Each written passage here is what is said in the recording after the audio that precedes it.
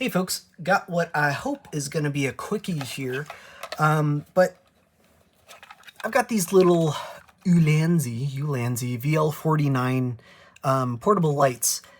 I actually use these for filming. I've got several off to the side, providing lighting for my camera here. I'm actually totally into these things. The little tripod makes it super convenient if you ever need work lighting elsewhere. I originally got into these things because, well, when I first started this channel, I was doing it from my apartment, and at some point I realized I really needed more lighting than the single overhead lamp. So I bought two of these things, stuck them on tripods, and my video quality improved from there. But this one's one of the original ones. This is also another one of the original ones. The other two are brand new, and this is one of the new ones as well. Unfortunately, they don't last forever because they are battery powered. And these two have failed. I'm surprised this one took as long as it did, but it failed nonetheless.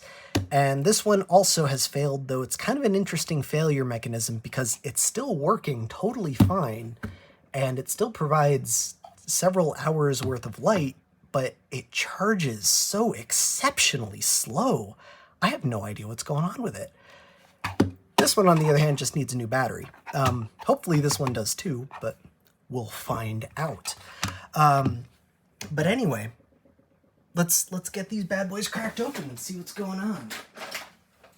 Unfortunately, my iFixit kit is not suitable for this thing, just because of where the screws are positioned, but I don't know. I know this is relatively off topic for my channel, but I'm sure I'm not the only one who uses these things, and I kinda don't like them being disposable. I think that's silly. I think that's wasteful, and I'm gonna fix that. So they should come apart pretty easily. I should also mention these are two totally different generations of device.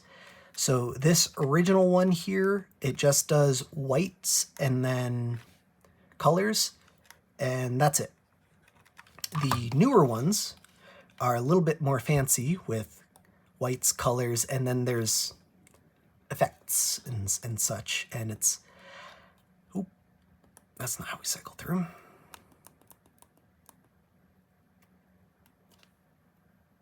You know, you can do neat stuff with it. The whole point of these things is they're for content creators to, you know, add background lighting to whatever scenes they're doing. I personally just use them for white light, but, you know, if you want to, like, point this at the wall or something with, you know, the cop car light effect, you know, you can sort of kind of see from the background. Well, maybe not. Maybe the light's too intense otherwise. Let me kill my other ones, huh?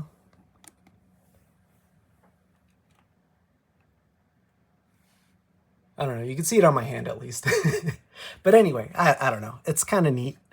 I think they're super cool. I like using them just for lighting around the house too, which is why I was perfectly happy to replace my old ones with new ones instead of just fixing them. Did I already get that one? I did, I think. There's supposed to be 5 screws, but I must have already taken that one out. Anyway, you'll pull it apart, and if yours looks anything like mine with the board flexing like that, you've got a problem. You've got a definite problem. I'm going to use the other screwdriver. These boards are not supposed to flex like that, but unfortunately the battery is sandwiched between the lights and the control board. And when lithium batteries go, they tend to expand a little. But anyway, 4 more screws and then the whole module should slide out.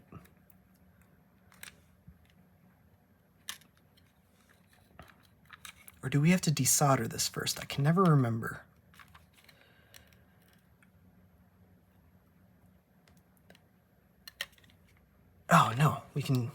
we can unscrew it. I just didn't see those screws down there. More screws. 1, 2. Be exceptionally careful of this one because it's right next to the battery cables. And there's no way to disconnect the battery until you've got it fully disassembled. Oh, I didn't see, but there's 4 screws, not just 2.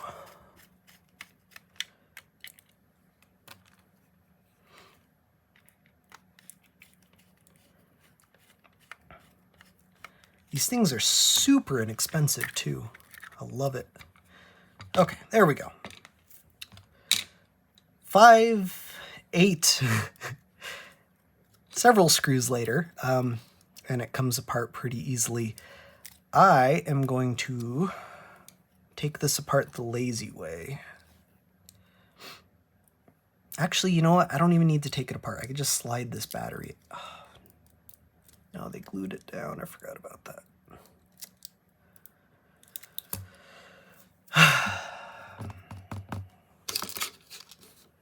I need like a credit card or something, but I obviously don't want to use a credit card.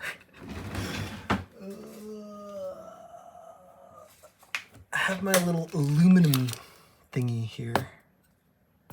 You know what? That should be fine.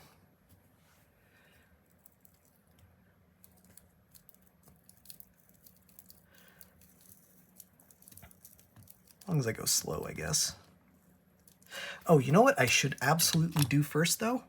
Let's disconnect the battery.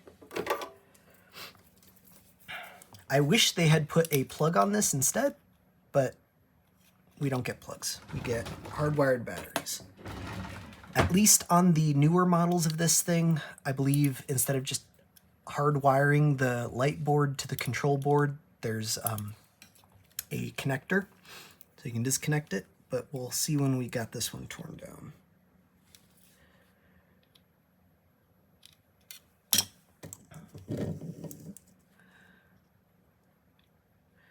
Just gonna go ahead and desolder this. 1, 2.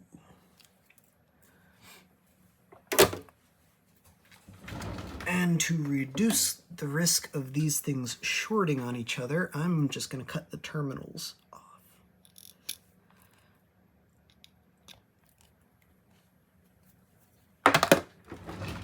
I'm not going to reuse this battery, but I'm sure it still has enough power in it to ruin my day.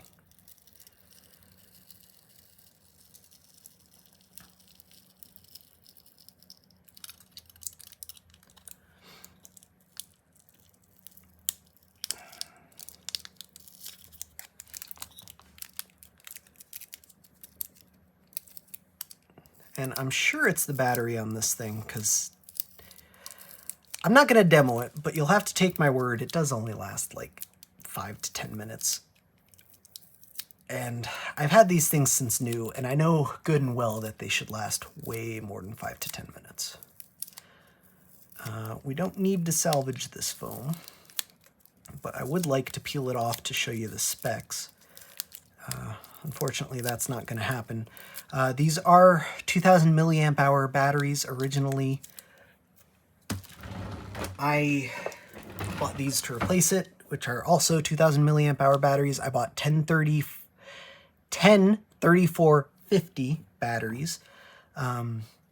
Mine came with a little battery connector. I'm just going to snip that off, and you know what? There's enough adhesive in there that I could just stick this bad boy right back down.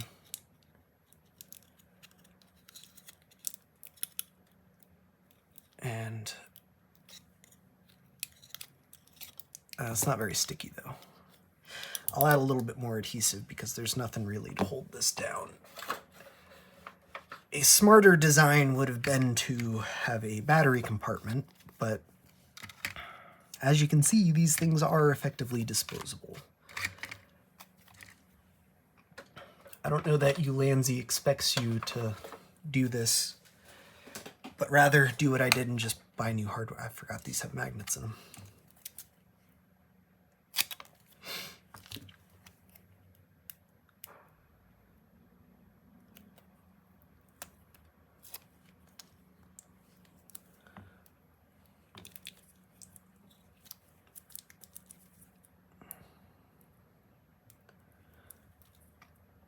possibly a little overkill, but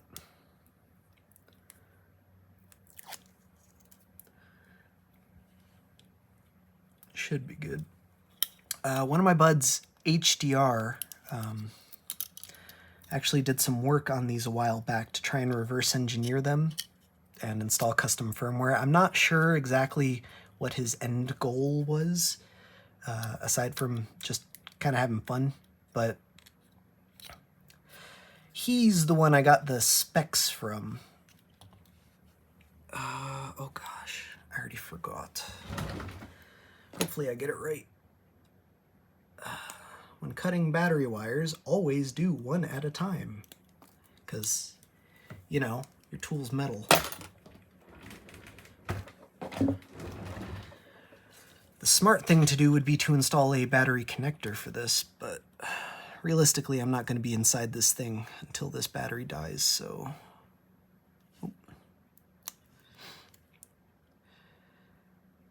This looks like 26 gauge wire, not 28. There we go. Accidentally snipped half the conductor off.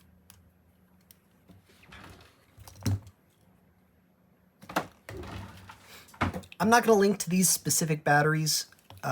You have the specs, though, if you want to find your own. I don't know how good these batteries are. Only time will tell. I don't even know if this specific battery is good. Probably. This is not the first device I've done. This one actually is. But I put a 1500 milliamp hour battery in it, and I kept it on hand as my spare device. And I'm glad I did, because now I'm down 2. But hopefully, I'll only be down 1 after this.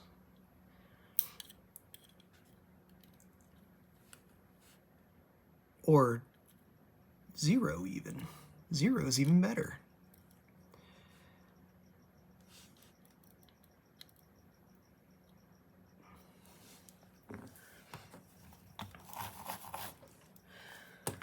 That replacement soldered in, we should be good to go. Hey, comes on, shows a full battery. Kill that. And it's charging at 5 watts, so it should be good to go. I'm not gonna test it out right now, but I'm going to run a full cycle on this one and make sure it's good. Let's go ahead and get it reassembled. Opposite of disassembly, make sure your switch is still there. In fact, I think we got to install it this way, because otherwise the screen will shift.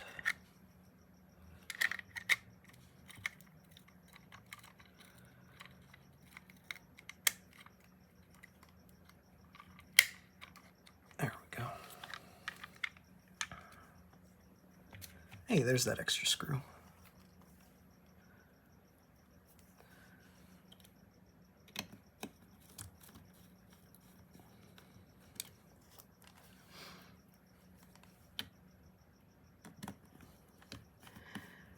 One thing I don't like about this hardware, I really wish Ulanzi would have designed this a little bit more sane, but these things never actually shut off. They're always drawing a little bit of power from the battery.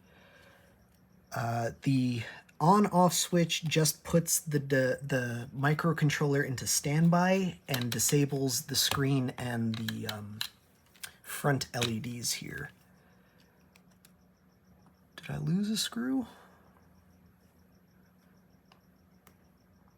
No, that's it. Okay.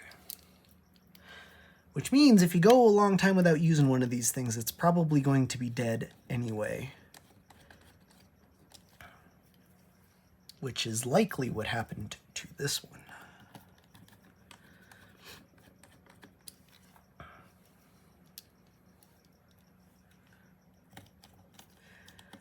But they're real easy to fix, as long as that's the only problem, and as long as you get to it before the board disassembles itself.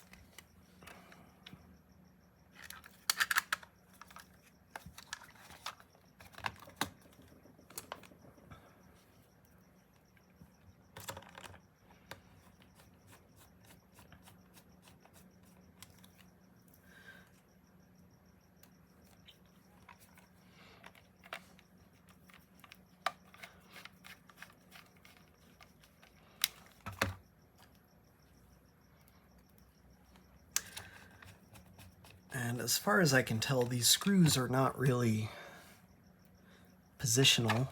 You can use whichever, wherever, except that you got to use the 5 screws on the outside, the 4 silver screws on the white board, and then the 4 black screws on the blue board. But otherwise, boom, now we've got an additional light. Another thing that is technically serviceable, or not serviceable, but you might want to service anyway, is the OLED screen on these things. Because this is always on while you're using them, and because it's an OLED, they're quite susceptible to burn-in. You can see that it shows my light value for the whites when I have it switched to colors, but it doesn't bother me. In any case, I think it's basically device memory. That is, if I ever set it to another setting, I know how to roll it back very easily. All right, this one is different. This one is fully charged because I left it plugged in to see what would happen. But whenever I try and charge it, it only ever pulls 1 watt. And if you look at the meter here, the rate at which it's charging, it's less, it's 0.07. So not a lot. It's charging at 7 milliamps. That is, it takes absolutely forever. It's ridiculous. I don't know what's going on. I'm hoping this one just needs a battery too, but we'll take it apart and do a little bit of exploratory surgery on the new hardware and see what exactly is different about it.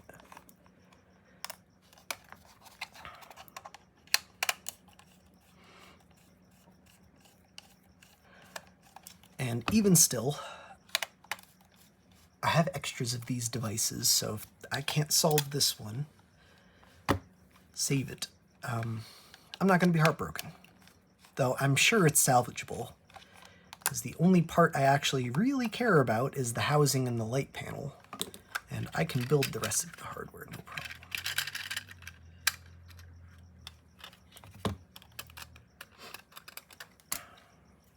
Alright, so same construction so far.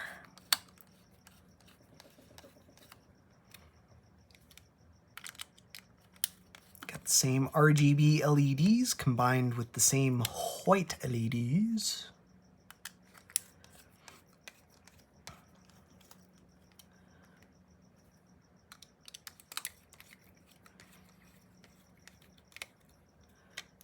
And already I'm noticing differences, like the fact that this board isn't bulged out, but I'm fairly certain it's on a connector. But that doesn't feel like it's coming out, so...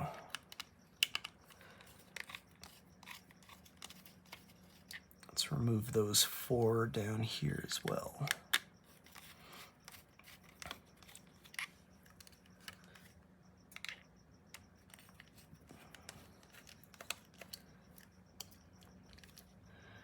And for this one, I might have to reverse engineer the charging circuit to see what the heck is going on.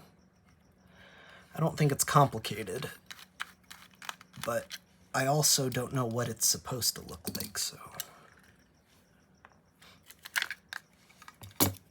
And what do you know? It looks identical. Ah, it's even soldered just like the other one.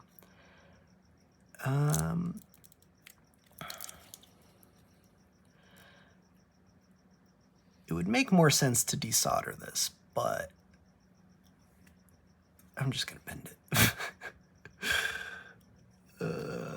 It's just, you know, header pins. The only danger is if it doesn't bend here and instead bends here. So I don't recommend doing that, but a little bit out of the way is no problem. That battery is not bulging at all, and based on the fact that it still has plenty good battery life, it might not be this battery. But the charger should be this bad boy right here. And it's just a TP4056, because of course it is.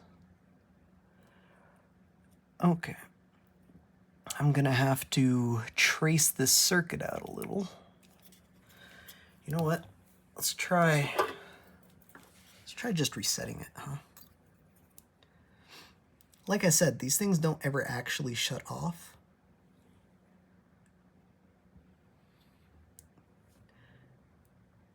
I don't know that the charging is software managed. In fact, I really don't think it is. But just in case it is.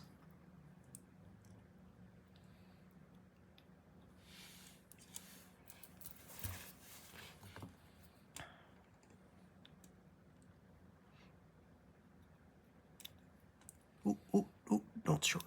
Don't short.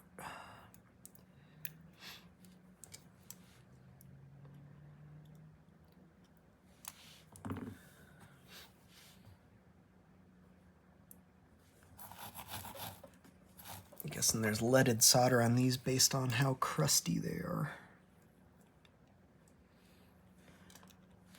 Or unleaded, excuse me. I am installing leaded.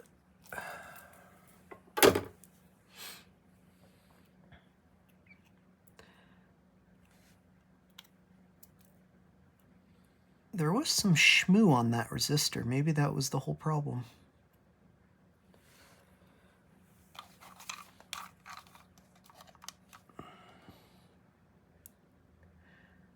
Circuit-wise, everything looks good, and I can't imagine it would just randomly stop working. Like that's not how this works. The only real consumable items in this are the battery and the screen. Those are the only things that I expect to go wrong. So maybe it just needs a battery. Maybe that's all there is to it. I see they have some unpopulated components here. I know HDR was exploring this, but there's what appears to be a little board antenna up on the top right. So it looks like they planned on having wireless controls for this thing, but then just never committed to that. Or maybe there's a higher end version that does. Or I don't know. I don't recall. I don't know though. Maybe I'll just end up swapping the charge controller in this thing and see what happens. I don't know. I'm gonna have to do some more tests. It's kind of weird. I mean, so far so good. It's already working better than it has. Let's crank the brightness to 100. Because it did not work on 100% before. It died way too quick for that. But I don't know. Seems good. I guess we'll just call it here because I don't see any obvious issues with this one. And I don't really want to poke and prod around. At least not without doing a little bit more research on, at the very least, reverse engineering the charge schematic, because it is just a... Do I have a metal plate under here? I do. I forgot about that. There's a magnet, and it's sticking to my mat. Yeah, anyway, I got to reverse engineer this circuit a little bit better so that I have an idea what to poke and prod, because if it's charging that ridiculously slowly, I can't imagine what the problem is unless, for whatever reason, the resistor that sets the charge mode, unless that's like totally cracked and this is just the default behavior of the TP4056 when there's no charge mode resistor. Worst case scenario, there's plenty of room in here if I want to install a separate charger, so I'm not too concerned about it, but I'll save that for another time. Oh yeah, that's not going to work without that plugged in. Let's just resolder it. Maybe that reset was enough. Probably not, but maybe.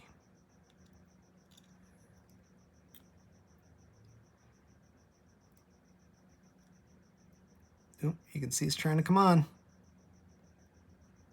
Okay, there we go. Because they never actually shut off.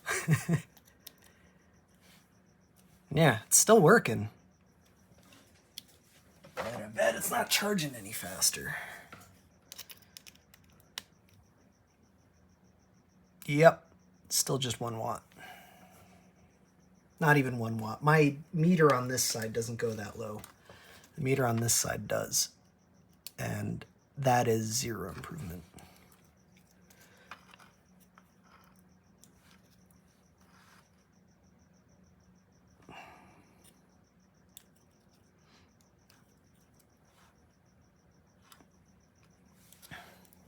You can see it detects that it's charging.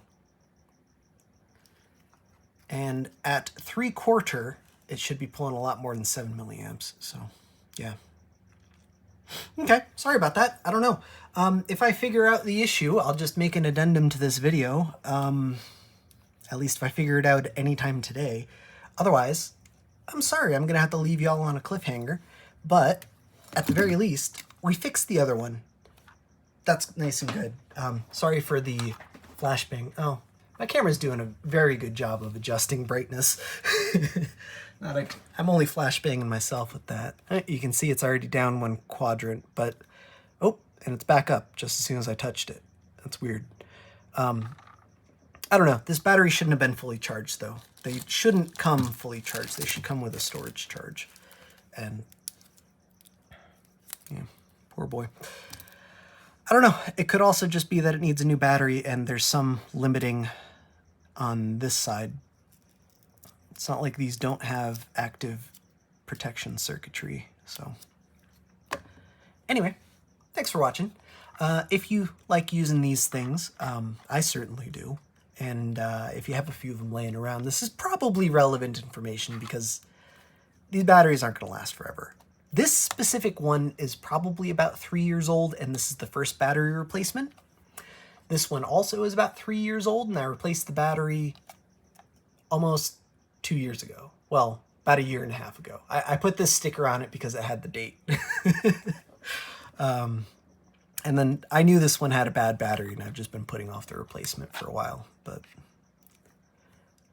at least now I've got the spare. And this one, actually, you can see, is at about half capacity. And this one has been on just as long and is also at half capacity. But this one's on the original battery. Interesting.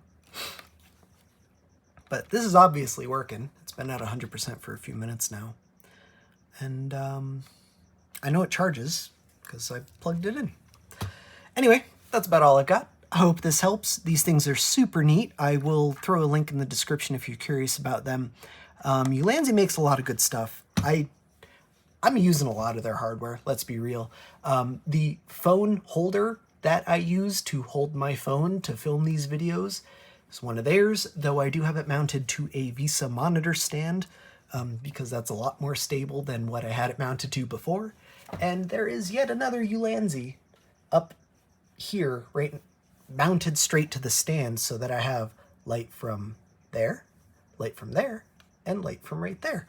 And I think it provides pretty decent effect, though it looks better if my phone is not automatically adjusting the saturation to a really bright light source on my desk. So, but this is working. I'm just gonna let it drain itself and make sure it lasts more than half an hour. And you know, if it does, good to go. I very rarely run them at 100% because the effective brightness difference between 100% and about 70% is very minimal, but the battery life difference is very not minimal. They last almost twice as long at 70% compared to 100%, and they look about the same in terms of brightness. Like, I can tell that this one's brighter, but like effectively on camera, there's no difference. So I don't recommend running them at 100%, but you do you. Also, they can get quite warm at 100%. This thing is already noticeably warmer than this one, which has been running for 1.5 hours at this point. I don't know. That's pretty good. I think these things are super neat. I keep them around, like I keep the extras around just for flashlights around the house. And if you throw it on a tripod, you know, you just set it up while you're working. It's portable workspace. But yeah, Anyway, I'm rambling. I do that a lot. Sorry. Anyway, I will throw a link to these things down in the description if you're curious. You can grab them on AliExpress or straight from the manufacturer's website, or probably any other dozen resellers. I think they're super cool. It's just a Ulanzi VL49 RGB. Yeah, they're well worth the cost, I think. Especially if you use them the way they're intended to be used. But even if not, they're still super cool. And the magnets, I mean, you can just stick them to things. You can't see, but I just stuck that to a rack next to my desk. But anyway, okay, I'm done. Thanks for watching, guys. Catch you all next time. All right, I've got it fixed. I have never seen this failure mechanism before, but here we go. Now it's charging at 5 watts. And you know what I swapped out? The charge controller chip. So this was a TP4056. I swapped it out with yet another TP4056. I had this horrifying battery mod still hanging around from back in my more ignorant days, and I just pulled the chip right off of it and swapped it right in. And, well, as you can see, it is now charging at 5 watts. So that was it. I have never seen that before, but now I have, and now you have, and that was the entirety of the problem, I guess. As you can tell by my horrifyingly messy desk, that was not the first thing I tried, but it was the first thing that worked. First thing I tried, I went with my intuition and tried just replacing the charge control, or the charge select resistor. I wish I could have tested it, but what I did was I tested it with my multimeter in continuity mode instead of resistance mode by accident, because it is the same setting, but not quite. On my multimeter, you have to put it into continuity mode and then hit the button to put it into resistance. I forgot that. I thought it was just automatic. So I just put it into continuity mode and then tried measuring from there. And then when that didn't work, I'm like, oh, the resistor must be bad. But it wasn't. It was fine. But unfortunately, I accidentally launched the thing. You know what? Hang on. Before I put this together, I am exceptionally displeased with that solder joint. So let's fix that. Especially since my iron is still on. I really half-assed that battery cable.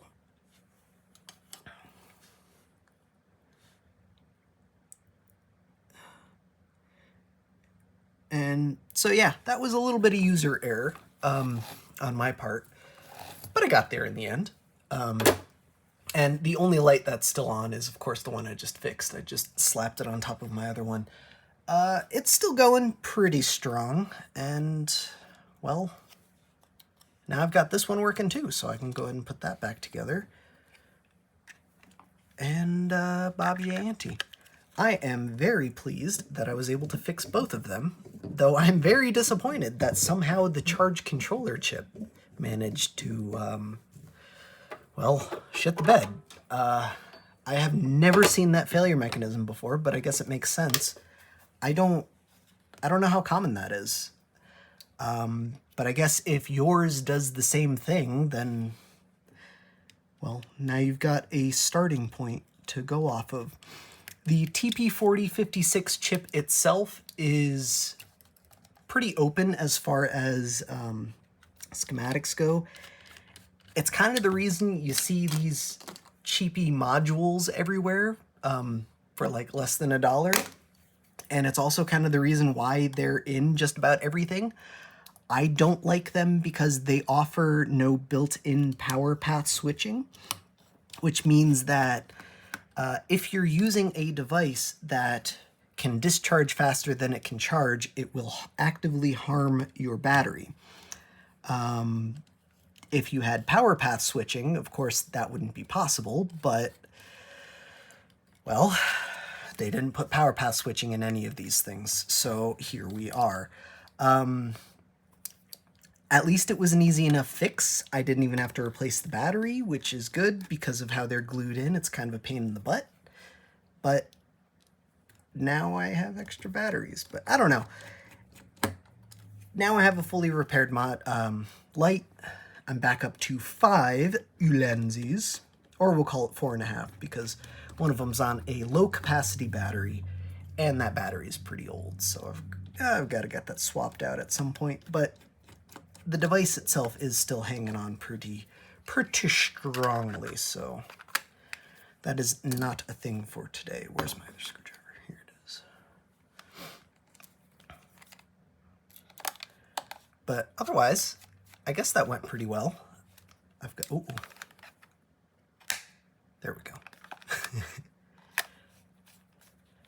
But yeah, now I've got the other one fixed, and in the off chance someone out there is having the exact same issue, well, now you know the path to fixing yours as well. These look like TSOP 8 chips, as in, you know, there's just the four pins on each side, but there's also a big old thermal pad on the bottom that is soldered down. So it's kind of a pain in the butt to do without hot air. And so if you want to do it properly, you need to totally disassemble this thing, including desoldering the front and back boards, completely remove the LCD, otherwise you'll melt it with hot air, that sort of thing. I did it with my iron, which means I don't know if the thermal pad is actually properly soldered on this one. I think it is. I'm pretty sure it is. But I don't know, and I don't really have a way of checking. Hopefully it doesn't affect performance. It probably will, and it's probably going to burn out again, but now I know. And if that happens again, you know, next time I'll do it proper. These chips are like cents. The bare chips themselves, cents. You can buy this entire module right here, which is glued to the battery, so I can't... Don't do this, by the way. This is bad. I didn't know any better. These chips get really hot, and so the fact that I have it glued to the battery means every time I charge this, I am damaging the battery thermally. But this battery was already garbage anyway, so it's not going to hurt anything now, but yeah. Anyway, that's the other one repaired, and turn that off, and you can see, look at that, look at that, look at that. It's going up, it's going up. It's above. Oh, how did that get over there? There we go. Now you can see it's pulling an amp instead of 7 milliamps. Dope. All right, so this one, like the other one, I'm going to run down and then charge it up again and see what happens. Might as well set it to 100 and see how long it lasts. And Bob's your auntie. I'm just going to set that on top of the other one and run them both down and charge them up, and we'll be good to go. So anyway, thanks for watching. Again, same thing as last time before this addendum. I'll go ahead and link to some neat stuff in the description. If you want to grab one of these things for yourself, which I think they're pretty neat, and I think they're very reasonably priced, considering just about everything else in this genre, I guess, is exceptionally overpriced because of the target demographic. I don't know what it is, but anyone doing any lighting, anyone in any industry that involves good lighting is,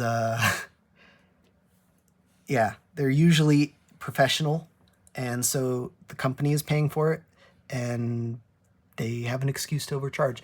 Here we go. Here's another example. This is a TSOP 8 without the thermal package, without the thermal pad, and then here's the TSOP 8 with the thermal pad. So just keep in mind if you're desoldering these things that they have a thermal pad on them. I didn't know that when I was getting in. I was kind of struggling doing it with the iron, and when it came off, I was like, oh, that's why I was struggling. Now I know, and now you know too. But anyway, until next time, thanks for watching. I've got my working Ulanzis. You can see they're both still putting out plenty of light with plenty of battery life. And I don't know. I'll run them down, charge them up, and I should be good to go from here. Catch us all next time. Thanks for watching, and keep on being awesome.